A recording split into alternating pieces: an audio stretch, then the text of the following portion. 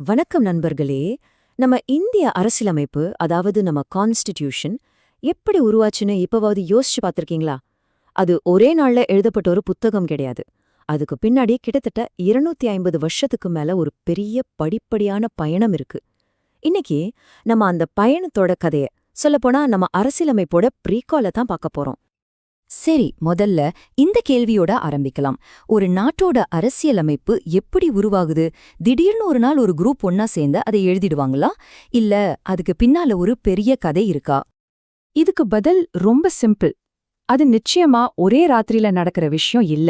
இந்திய அரசியலமைப்போட உருவாக்கங்கிறது ஒரு பெரிய சீரீஸோட ஃபைனல் எபிசோட் மாதிரி. இன்னைக்கு நாம பார்க்க போறது அந்த ப்ரீக்வல் சீரீஸ தான்.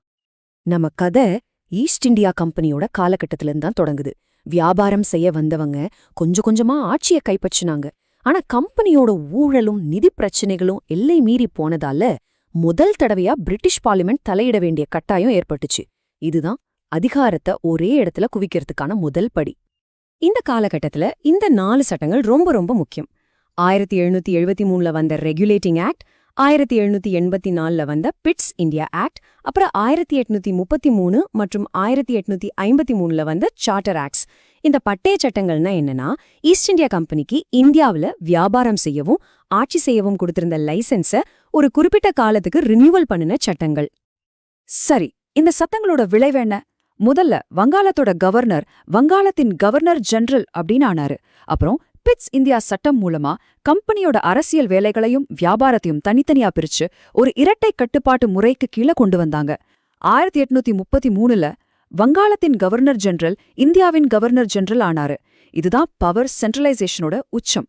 கடைசியா 1853ல இந்திய சிவில் சர்வீசஸ் தேர்வு முறைய எல்லாருக்குமான ஒரு திறந்த போட்டியா மாத்துனாங்க. இப்போ கதையில ஒரு பெரிய ட்விஸ்ட் வருது. 1857ல நடந்த சிப்பாய் புரட்சிக்கு பிறகு எல்லாமே தலைகீழா மாறிச்சு. வியாபார நோக்கத்தோட மறைமுகமா ஆட்சி செஞ்ச கம்பெனியோட காலம் முடிஞ்சு பிரிட்டிஷ் அரசாங்கமே இந்தியாவை நேரடியா தன் கண்ட்ரோல்குள்ள எடுத்துக்கிட்டது. கவர்னர் ஜெனரல் பதவி வைஸ்ராய்னு பேர் மாறிச்சு. இது ஒரு புது அத்தியாயத்தோட ஆரம்பம். 1888ஆம் வருஷம் கொண்டுவரப்பட்ட இந்திய அரசு சட்டம் ஒரு உண்மையான கேம் சேஞ்சர்னு சொல்லலாம். இது இந்தியாவுல பிரிட்டிஷ் ஆட்சியோட தன்மையே மொத்தமா மாத்திடுச்சு.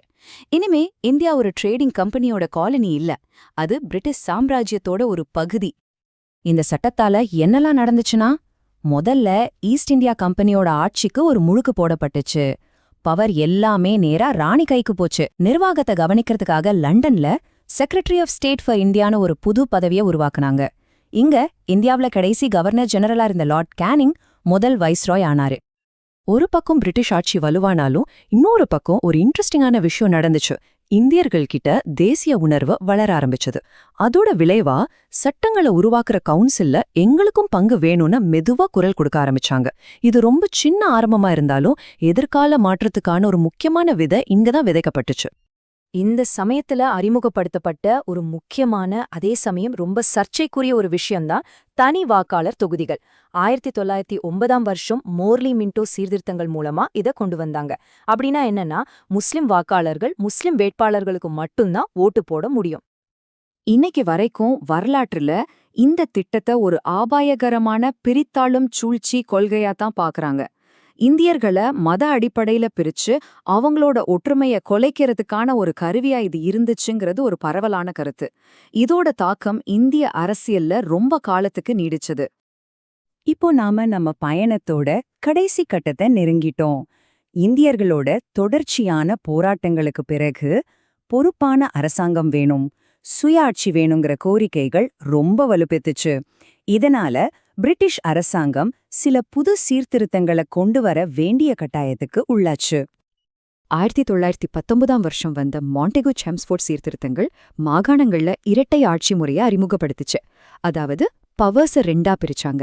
கல்வி, சுகாதாரம் மாதிரியான சில துறைகள் இந்திய அமைச்சர்கள் கண்ட்ரோல்லையும், நிதி, போலீஸ் மாதிரியான முக்கியமான துறைகள் பிரிட்டிஷ் கவர்னர் கண்ட்ரோல்லையும் இருந்துச்சு.